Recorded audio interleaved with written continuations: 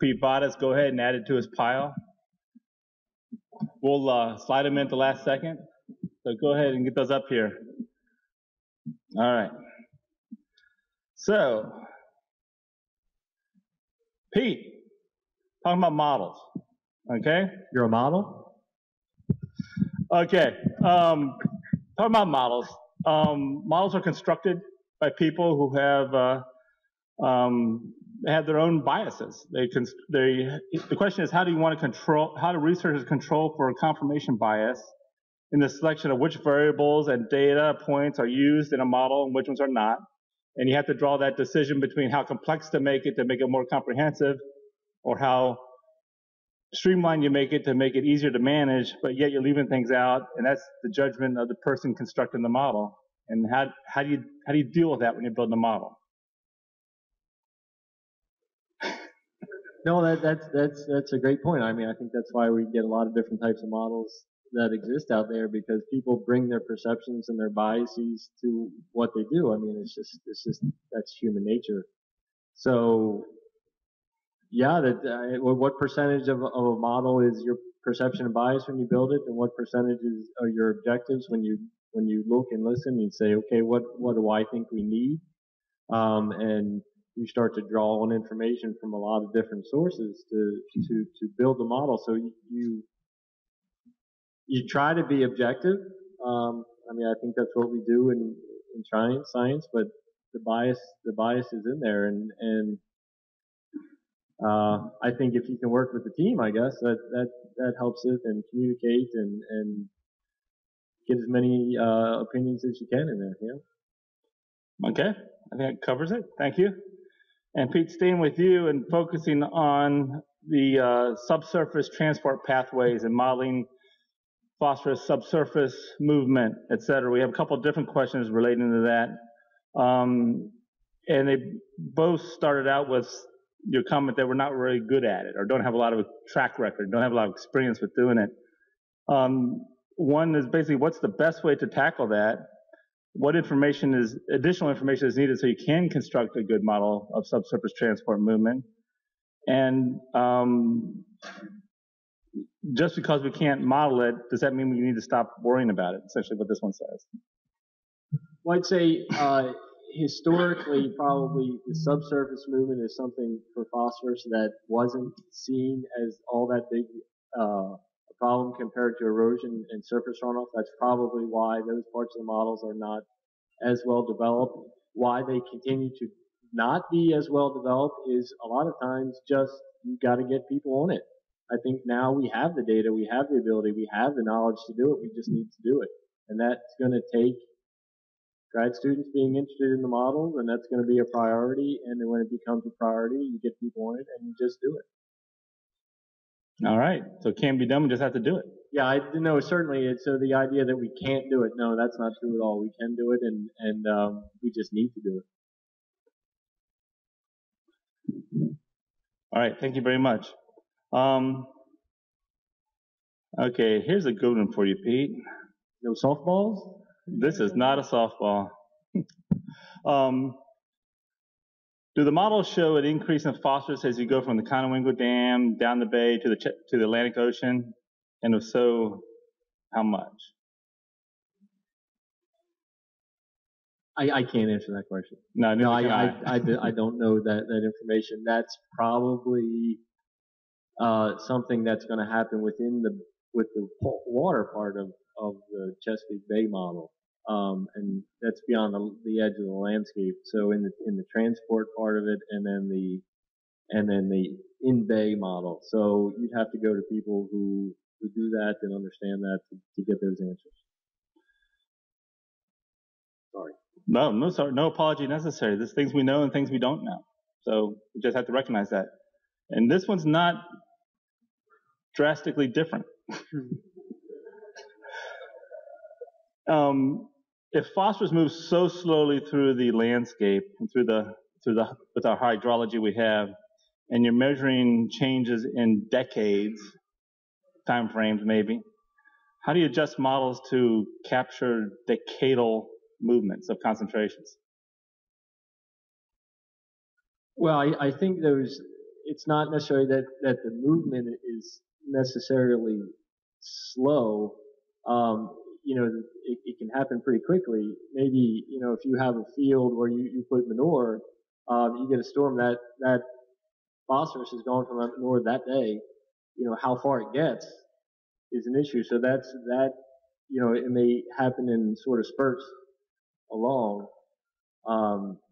So sometimes the amount of phosphorus, like for instance, the soil, if you have a big soil reserve, the dissolved phosphorus, just a little bit comes out at a time, relative to what's there.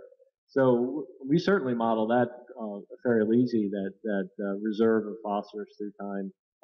But to have the idea that the transport is slow through is not necessarily the case. It just happens when the water moves. It can be pretty quick. It just might not make it all that far each time. So you have to understand the process first, and when you understand the process and you think you understand it well enough that you can make predictions and build a model, that's how you build it. All right. Thank you very much. One more for you, Pete, before you pass that microphone over.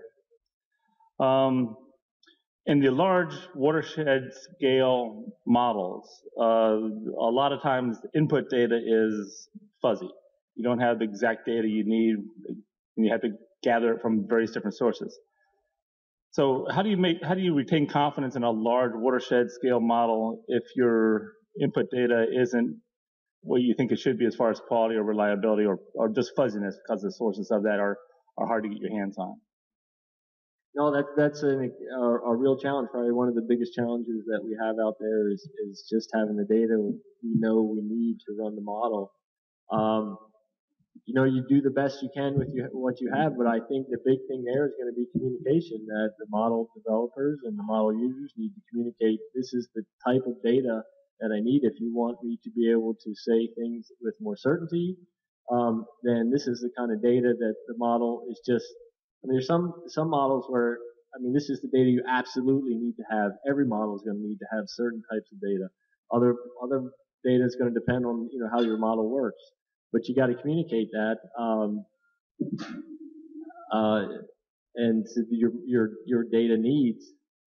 Try to make them as simple as you can, but ultimately we're going to have to improve our data availability for what the models need. Okay, that's great. Thanks. I'm going to let you hand that microphone over to Doug. And Doug, this one starts out with, says, "Hi, Doug." Howdy. Okay, I'm going to read it because there's a lot of stuff here.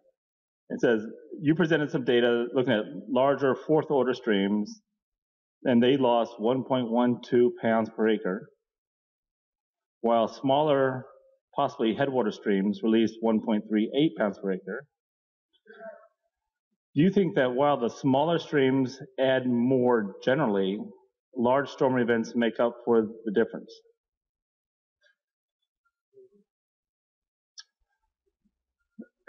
Good question.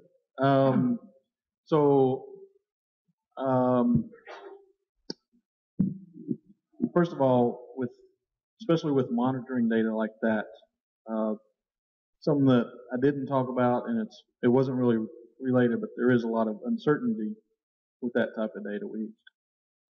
We can measure 10 milligrams of phosphorus in the water, but whenever we run it through the machine, we run a check in there, and if it comes back 10.9, we accept that value. If it comes back 9.1, we accept that value. So the numbers of 1.12 and 1.32,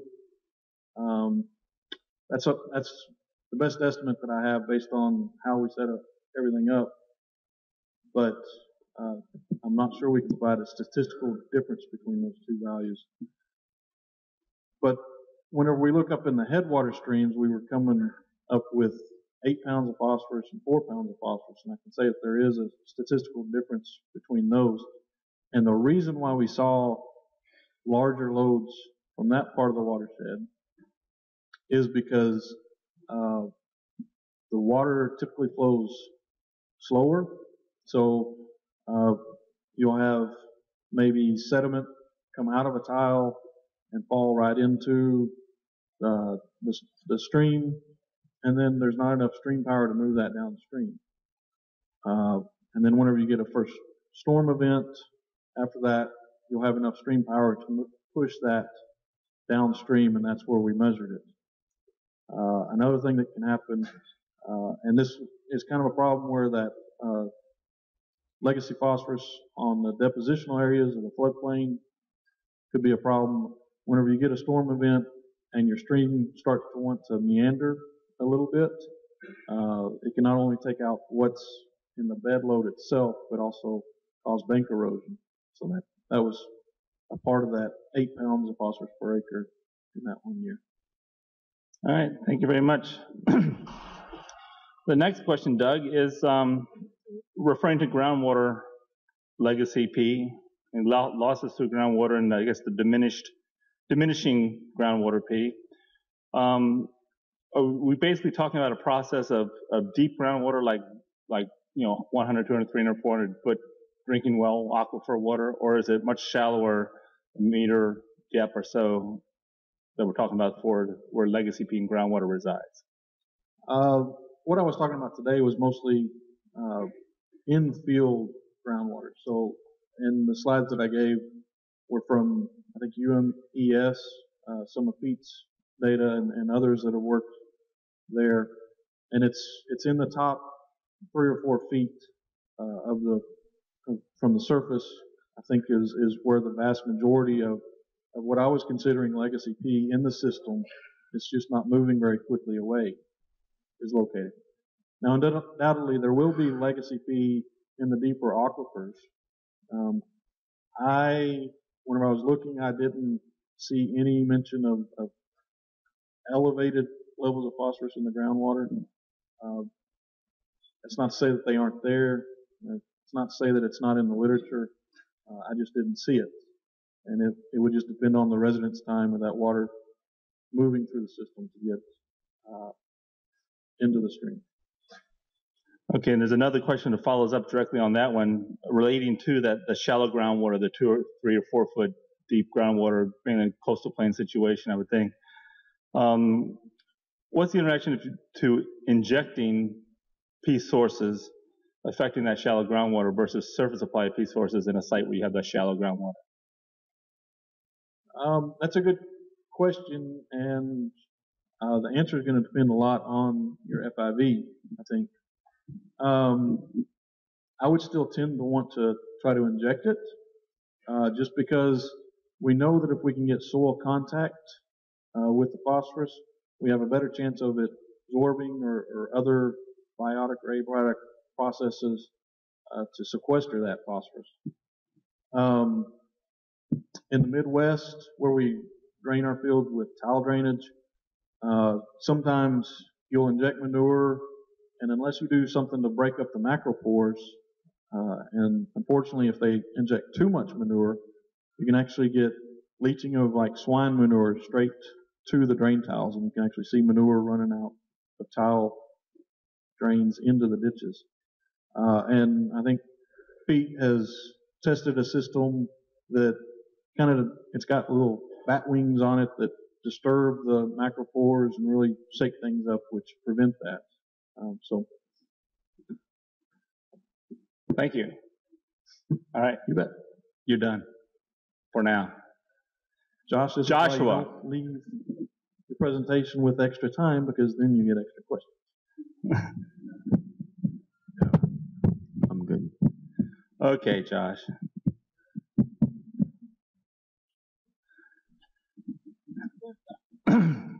So you made a statement that a lot of BMPs are only temporary and kicking the can down the road. Can you repeat / clarify which activities that are classified as BMPs are not kicking the can down the road and distinguish from those that are just kicking the can down the road? The majority of BMPs would be kicking the can down the road, because when we're talking about the can, it's something much broader that really wasn't the scope of this symposium. But we were talking about this the first night. Dr. Sharpley was talking about a colleague of ours, or a colleague of his, Les Lanning. He used to do a talk, and he would talk about the fact that this is a systemic issue that really doesn't have anything to do with soil test P. It doesn't have anything to do with crop production. It has to do with the fact that you can drive for 2 hours in California and see nothing but a strawberry. You know, agriculture is much larger and much more complex than even people who are involved in this business understand. And that's the can that we're kicking down the road. It's systemic. And he would do this example to kind of explain this, where he'd take a ball of yarn and toss it out in the audience. And as you toss it around, you start to get the impression of how complex agricultural systems are. And that's the can that we're kicking down the road. We apply mined phosphorus in the Midwest, in the I states. We import it here to feed broilers. We import it to beef or dairy farms or swine farms. And only a small percentage of that phosphorus goes out in the meat or the flesh. And even that ends up still, a lot of it in the watershed, in the logic-free zone to confine people feeding operations. And so, you know, humans have always been phosphorus accumulators. That's how we can find ancient civilization sites, because there's high P concentrations. And that's the can. I mean, the system is complex, and it's not local decisions. It is broad, far-reaching global economic forces that make this happen, and you can't fight it. You just have to assimilate. It's not funny, it's true. Okay, Joshua, another one for you. You stressed that site specificity with regards to BMP implementation, and traditionally, cost share for implementation of these BMPs is based on one thing, landowner willingness, they want to do it. And is your opinion, is it time that we be more specific about knowing, being site specific about where BMP cost share opportunities are installed and where they're not installed?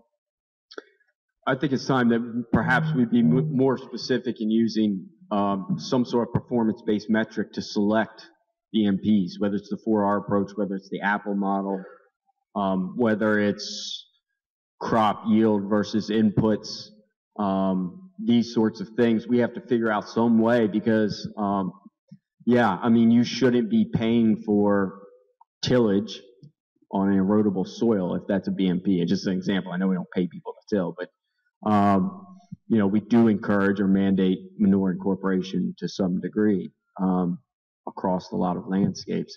And so, yeah, I think we need to figure out a way. I don't have any answers, but I think conceptually we need to come up with some sort of performance-based system that is sensitive to these temporal and spatial variations in BMP efficiency. So the follow-up question, which dovetails right to this one nicely, is there are some landowners, some farmers who want to install BMPs. They might be deemed as not efficient on their particular site, so they would be denied the opportunity to do that. Is that a road we want to go down? It's a road I want to go down, or are you asking society, the global you? The bigger us. Yeah. No, it's tough. I mean, you know, so the question is who bears the cost of environmental cleanup? Who's responsible for it? And I would argue we're all responsible, but we all approach it from a different perspective. We all have our viewpoint, and I think they're all legitimate, you know? I mean, these are just the facts, and I'm not assigning any value to the decisions you make. You make them for a reason, and everyone's reasons from their own position are viable. But if society's going to bear the cost, which a cover crop cost share in general is paid for with tax dollars or through society in some way, society is paying for a cover crop to remove nitrate to keep it out of the bed. And so why would society pay for a cover crop that's not keeping nitrate out of the bed? So I think that if, you know, as a taxpayer, I don't want to pay someone to do something that isn't accomplishing what I'm paying them for. That's more opinion than science. That's the next talk. That's policy talk. Thanks for answering it. All right, this we kind of touched a little bit earlier, and I think Pete touched on it a bit, but it's been entered twice more. So this one reads, what needs to be done to initiate updated and improved crop nutrient requirements and recommendations so they're more accurate for today's yield potential, so farmers can be more confident and take better, stronger measures for protecting water quality. That's for Pete. That's for you. Oh, that's for me. I thought you. The other Pete. I stopped listening at this is for Pete. I thought I heard Pete say. Oh, so what do we need to do to make crop requirements better? Investment in fundamental agronomic soil fertility work, and we need to address some of the new tools that are available. No-till. I mean, this is not. People don't pay. You know, the way that you developed a calibration for a soil test is you go out to a bunch of sites and put out 4 or 5 phosphorus rates and look at crop response, right? You take soil samples, you do crop response, you build this yield response curve. It's, and as Pete said, it's not sexy. So what do? The system's more complex. There's people doing variable rate phosphorus application, and I have, significant internal questions about whether or not the critical value, the value below which in the soil test we expect crop response if we fertilize.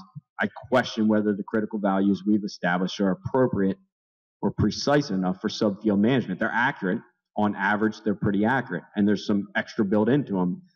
If you're above 50, there's not going to be much crop response. So how do we improve that? I think we're going to have to take small data and make it big data.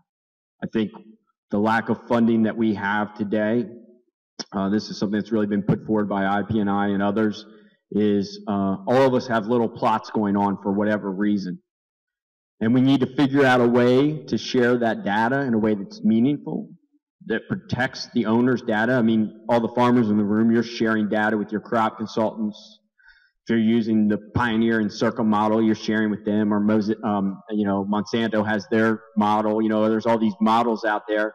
We need to figure out some rules to the game, set up some boundaries, and we need to figure out how to take all this individual data, get a lot of people a lot smarter than me with specific statistical skills, and take small data and make it big data, and maybe across a wide landscape with a lot of individual small things, start to figure out what these response curves are. Can we do infield management of phosphorus, no-till? I find Doug's data really fascinating, that the 0 to 2 doesn't help us with finding crop response. So when you stick that soil probe through it, you're kind of messing up your potential to identify where you need fertilizer, that kind of stuff. All right, thank you very much, Josh. That's going to wrap up our question and answer session for now. I want to thank these 3 speakers.